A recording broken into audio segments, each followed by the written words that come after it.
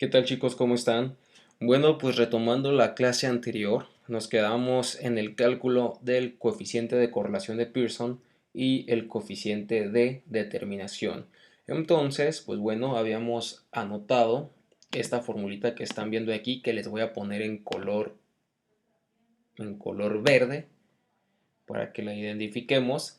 Esta formulita que vemos aquí que está en color verde fue la que les dicté y les expliqué, y pues se trata del coeficiente de correlación de Pearson, que se representa por la letra R minúscula. Y para hacer el cálculo del coeficiente de determinación, pues solamente basta con elevar el resultado de nuestro coeficiente de correlación al cuadrado. Es decir, el coeficiente de determinación es igual a R al cuadrado, y pues aquí lo podemos ver que es R al cuadrado. Ok, bueno. Una vez dicho esto, pues ya podemos analizar un poquito la fórmula y nos dice que nuevamente nos pide el número de datos, que vamos a multiplicarlo por X por Y, que esta columna ya la tenemos en nuestra tablita, que va a restar a la sumatoria de X menos la sumatoria de Y y lo va a dividir entre este producto de raíces, donde nos pide nuevamente n, nos pide nuevamente la sumatoria de x cuadrada, la sumatoria de x, pero nos pide también ahora la sumatoria de y al cuadrado. Por lo tanto, en nuestra tablita será necesario agregar una columna adicional que será y al cuadrado. Bueno, pues retomando el ejercicio anterior, donde nosotros calculábamos nuestra beta 0 y beta 1, aquí está, como podremos recordar, en el ejercicio de las horas de secado de un cierto material y los gramos obtenidos por las horas de secado. Recordarán este ejercicio que de hecho se dejó de tarea y lo realizamos en clase. Calculamos nuestra ecuación de regresión. Este fue uno de los ejercicios que estuvimos realizando. Pues vamos a retomarlo, vamos a retomar este ejercicio para hacer el cálculo del coeficiente de correlación y del coeficiente de determinación. Pues como les decía, será necesario agregar una columna adicional que la vamos a nombrar como y al cuadrado, y efectivamente pues se trata de elevar nuestro valor que tenemos en la columna de y, que en este caso son los gramos, elevarla al cuadrado.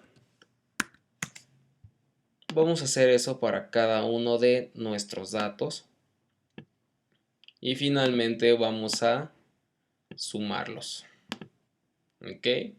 Ya tenemos entonces pues la sumatoria prácticamente de todas nuestras columnas. Es momento de sustituir los datos obtenidos en nuestra fórmula. Y pues aquí la tenemos, la fórmula ya con los datos sustituidos. Se las voy a poner con color naranja. Y aquí ya lo tenemos. N, que es 10, el número de datos, que multiplica la sumatoria de X por Y, que es 829.6. Aquí está. Aquí lo podemos ver en esta columna, que está sombreada, que va a restar a la sumatoria de X por la sumatoria de Y. La sumatoria de X aquí está en la columna sombreada por la sumatoria de Y, que aquí está en la columna que les estoy señalando. Prácticamente pues es la sustitución de los datos de nuestra tabla en nuestra fórmula, como podemos ver, como podemos apreciar. Aquí yo les recomiendo que hagan las operaciones por partes, ya que pues de repente en la calculadora por un paréntesis que coloquemos mal nos altera el resultado. Entonces yo lo que hice pues fue por partes aquí. Multipliqué lo que viene siendo toda la operación. Bueno, hice la operación de nuestro numerador, que aquí lo podemos ver, e hice la operación de nuestro denominador, que aquí lo podemos ver, ¿ok? Para calcular nuestro coeficiente de correlación de Pearson. El resultado nos da 0.84. Recuerden que la correlación nos indica la relación que existe entre ambas variables, y recordaremos nuestra recta de parámetros donde señalábamos que era correlación moderada, que era correlación fuerte, correlación perfecta, que no existía correlación. Ya recuerdan la recta que hicimos de parámetros para determinar si era buena o mala nuestra correlación. Pues recuerden que entre más cercano esté el valor obtenido a 1 o a -1, pues mejor será la correlación. En este caso, pues nuestro resultado fue de 0.84, y recordaremos que de 0.7 a 1 tenemos una correlación fuerte. Como el resultado es positivo, entonces tenemos una correlación positiva fuerte. Por lo tanto, pues es necesario interpretar de la siguiente manera. La correlación que existe entre los gramos con respecto a la hora de secado es positiva fuerte.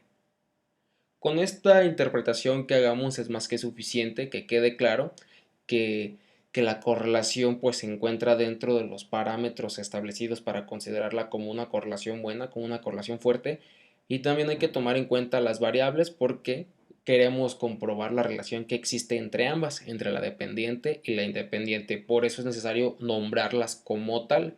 Si nuestra variable dependiente es gramos, o sea, CY, y la independiente es o las horas, o sea, X, pues sí es importante no mencionarlo. La correlación que existe entre los gramos con respecto a la hora de secado es positivamente fuerte o positiva fuerte. Ahora, para calcular el coeficiente de determinación, pues hay que elevar nuestro resultado, o sea, es el 0.84 al cuadrado. Recuerden que el coeficiente de determinación es igual a r al cuadrado. ¿Ok? Coeficiente de determinación es igual a r al cuadrado. Entonces, pues por eso aquí r al cuadrado, o sea 0.84, lo elevamos al cuadrado y nos da 0.786. ¿Ok? Recuerden que el coeficiente de determinación nos indica la proporción de la variación. Al ser proporción nos indica que es porcentaje, entonces el resultado habrá que convertirlo a porcentaje.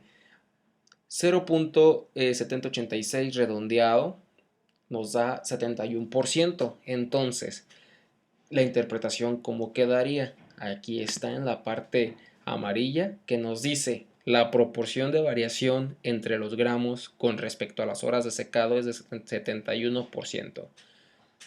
Con esta interpretación es más que suficiente porque nos indica la variación que existe en los datos de Y, o sea, en los datos de nuestra variable dependiente con respecto a la independiente. Entonces vemos que la variación que existe entre nuestros datos de la variable dependiente pues es del 71%. Vemos que pues sí, su variación pues sí es alta, o sea, sí está variando, tenemos un porcentaje considerable de variación. Vemos que sí pueden estar variando nuestros datos constantemente. Entonces, pues ahí ya tenemos las interpretaciones y cómo realizar el cálculo correcto de nuestros coeficientes de correlación y de determinación de Pearson. Entonces yo les pido de favor que este ejercicio lo repliquen en su libreta para que practiquen y pues estemos al pendiente de la siguiente clase.